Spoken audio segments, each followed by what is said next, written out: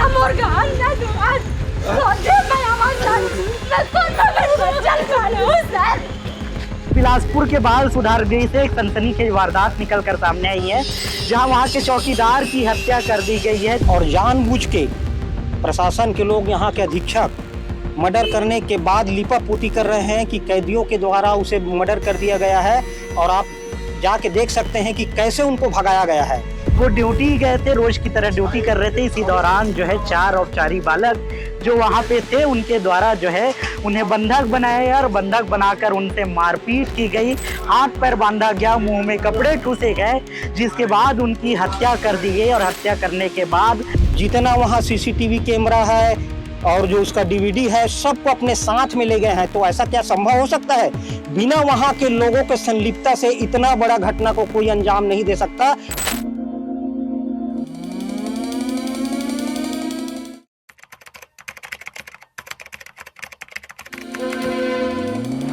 बिलासपुर के बाल सुधार गृह से एक सनसनीखेज वारदात निकलकर सामने आई है, जहां वहां के चौकीदार की हत्या कर दी गई है। 4 औपचारिक बालक जो बाल सुधार गृह में थे उनके द्वारा हत्या की गई है, ऐसा परिजनों का आरोप है। परिजन और सामाजिक संगठन के लोग मौके पर है और लगातार कई तरह के मांग उठा रहे हैं। बता दें कि पूरा मामला बाल सुधार गृह का है, जहाँ शनिवार को जो तखतपुर क्षेत्र के अरेबन के निवासी थे नरेंद्र खांडे, जिनका ड्यूटी लगा हुआ था, वो गार्ड का काम करते थे। 2 साल से करीब बाल सुधार गृह में गार्ड की नौकरी करते थे। इसी बीच जो है शनिवार को वो ड्यूटी गए थे, रोज की तरह ड्यूटी कर रहे थे। इसी दौरान जो है 4 औपचारिक बालक जो वहाँ पे थे उनके द्वारा जो है उन्हें बंधक बनाया और बंधक बनाकर उनसे मारपीट की गई, हाथ पैर बांधा गया, मुंह में कपड़े ठूसे गए, जिसके बाद उनकी हत्या कर दी गई। और हत्या करने के बाद चारों औपचारिक बालक खुद को बचाने के उद्देश्य से वहां के सीसीटीवी डिवाइस मिटाने के उद्देश्य से जो है सीसीटीवी डिवाइस के जो भी पार्ट्स थे सबको अपने साथ ले गए हैं। बता दें कि पूरा मामला बाल सुधार गृह का है और बाल सुधार गृह के ही एक जो गार्ड थे जो ड्यूटी करते थे, उनका भी बाइक लेकर ये चारों बालक जो है फरार हो गए हैं, जिसके बाद सुरक्षा व्यवस्था को लेकर कई गंभीर सवाल खड़े हो रहे हैं। परिजनों ने मौके पर पहुंचकर आरोप लगाया है कि बाल सुधार गृह में जिनके ऊपर सुरक्षा व्यवस्था की जिम्मेदारी संभालने की थी उन्हीं की हत्या कर दी गई, जिसके बाद जो है कई तरह के सवाल उठ रहे हैं। बता दें कि पुलिस की टीम मौके पर है और साथ ही सामाजिक संगठन और परिजनों के द्वारा यह आरोप लगाया जा रहा है कि उनके साथ जो है 4 औपचारिक बालक मारपीट किए हैं और साथ ही उनकी हत्या की है, ऐसा आरोप परिजनों का है। परिजनों ने कई तरह की मांग की है। बता दें कि परिजनों के द्वारा मुआवजे की मांग की जा रही है, उचित शिक्षा की मांग की जा रही है, साथ ही परिवार के एक सदस्य को नौकरी की मांग की जा रही है। और साथ ही साथ परिजनों का ये भी मांग है कि इस पूरे मामले की सीबीआई जांच हो, अच्छे से जांच हो और दोषियों के खिलाफ कड़ी से कड़ी कार्रवाई हो। बता दें कि परिजनों ने वहां के बाल सुधार गृह के अधिकारियों पर भी कई तरह के गंभीर आरोप लगाए हैं और आरोपों में क्या कुछ परिजनों ने बताया इस वीडियो में आप साफ तौर पर सुनिएगा। कल हमारे सतनामी समाज के अरईबंद के रहने वाला हमारा भाई एक नरेंद्र खांडे जो यहाँ शासकीय नौकरी में था, संदिग्ध अवस्था में कल उसका मृत्यु हो गया, या ये कहना चाहिए उसका मर्डर किया गया है। सुनियोजित तरीके से उसका मर्डर किया गया है और जानबूझ के प्रशासन के लोग यहाँ के अधीक्षक मर्डर करने के बाद लीपापोती कर रहे हैं कि कैदियों के द्वारा उसे मर्डर कर दिया गया है। और आप जाके देख सकते हैं कि कैसे उनको भगाया गया है, ताकि इस मामले को पूरा लीपापोती करके रफा दफा करने के तरीके से इन लोग पूरा षड्यंत्र किए हुए हैं। हम मांग करते हैं शासन और प्रशासन में बैठे हुए लोगों से, अगर हमारी मांगों को पूरा नहीं किया गया, मृतक के परिजन जो मांग कर रहे हैं, तो उग्र आंदोलन होगा जिसकी संपूर्ण जवाबदारी शासन प्रशासन की होगा। उनके घर के एक लोग, उनके भाई को सरकारी नौकरी मिलना चाहिए और 5 करोड़ की मांग करते हैं कि मृत परिवार को 5 करोड़ का कंपनसेशन मुआवजा मिलना चाहिए। ये हमारी मांग है। कैसे हुआ है घटना, कितने लोग ने अंजाम दिया है, क्या बता रहे हैं? अब ये जैसे यहाँ के जो प्रशासन के लोग हैं, अधीक्षक है, जो स्टाफ के लोग हैं, उनका कहना है कि 4 कैदियों के द्वारा विवाद हुआ है, घटना हुआ है और 4 कैदी मिल के उनका हत्या किया गया है और फरार हो गए हैं। और फरार होने के साथ साथ जितना वहाँ सीसीटीवी कैमरा है और जो उसका डीवीडी है सबको अपने साथ में ले गए हैं। तो ऐसा क्या संभव हो सकता है? बिना वहाँ के लोगों के संलिप्तता से इतना बड़ा घटना को कोई अंजाम नहीं दे सकता। ये सुनियोजित तरीका से हत्या है और मैं तो मांग करता हूँ शासन प्रशासन से, हमारे लोग दलित समुदाय के लोग ना तो न्यायालय में सुरक्षित है, ना तो थाने में सुरक्षित है, ना तो हॉस्पिटल में सुरक्षित है। अभी आपने बिलासपुर के जाने माने हॉस्पिटल का घटना सुना होगा। एक आरक्षक था सरकंडा का, हमारे वहां पथरी की इलाज करने गया था और उसका वहां मौत हो गया। न्यायालय में आपने देखा होगा, चीफ जस्टिस इस देश में चीफ जस्टिस को दलित समुदाय का था, उसको जूता फेंक के मारा जाता है। और आज देखिए न्यायालय के अंदर में हमारे लोग सुरक्षित नहीं है तो कहां होंगे। ऐसा मैं शासन प्रशासन से पूछना चाहता हूं, यहाँ अधीक्षक लोगों से पूछना चाहता हूं, ऐसा इस भारत देश में कौन सा स्थान सुरक्षित बचा है जो दलित सुरक्षित रहे, ये बता दे, हम वही स्थान में चले जाएंगे। और क्या मांग है आप लोग का? हमारा मांग यही है, जो अपराधी है उसको उनका गिरफ्तारी होना चाहिए और जो न्यायिक मजिस्ट्रेट है उसके अगुवाई में एक जांच समिति बनना चाहिए और पूरे जो घटना है उसका निष्पक्ष जांच होना चाहिए ताकि दूध का दूध और पानी का पानी हो सके। ये हमारी मांग है।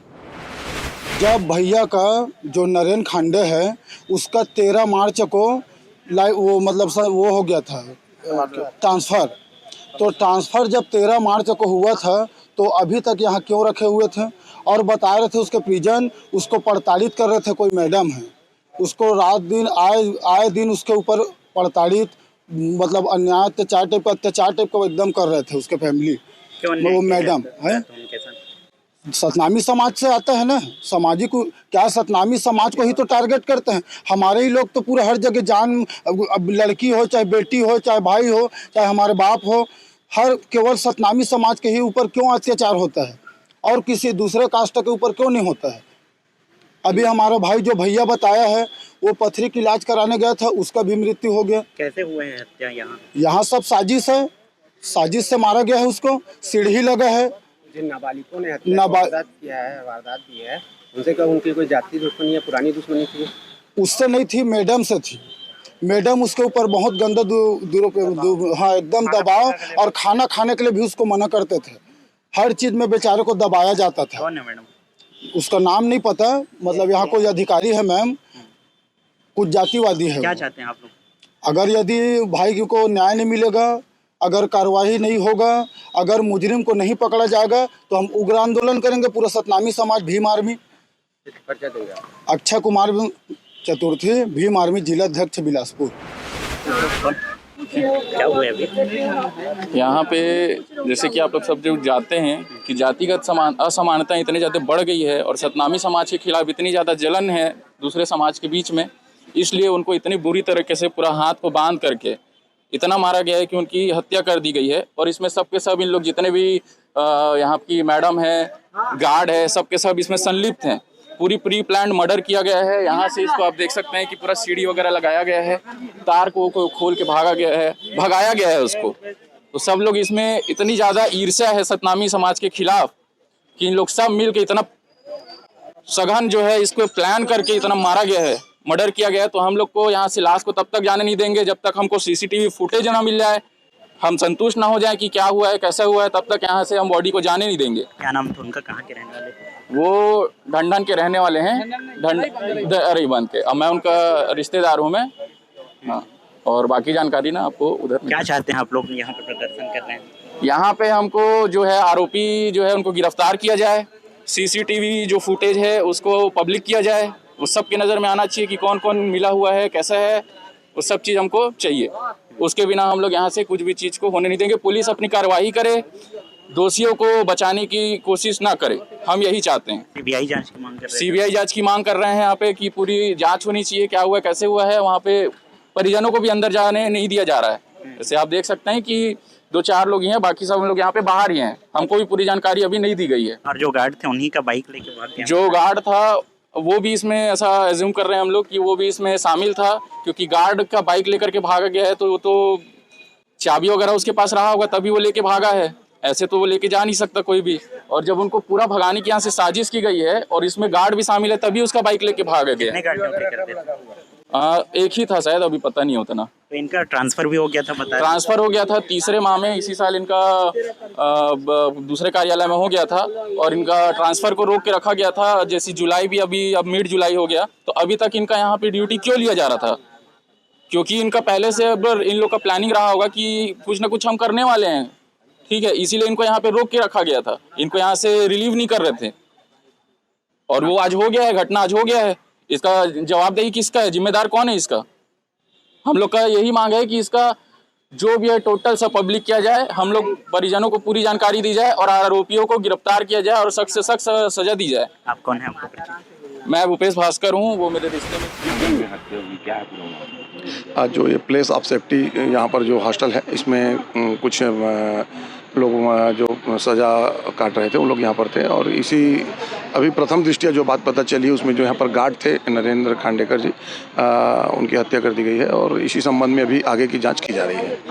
FSL टीम और डॉग स्क्वाड, फिंगरप्रिंट सभी टीमें आ गई हैं, जांच की जा रही है। परिजनों का आरोप है कि उनकी हत्या कराई गई है। इस संबंध में अभी जांच की जा रही है। जांच के पश्चात ही कुछ तथ्य सामने आएंगे। कितने लोग फरार हुए हत्या के बाद?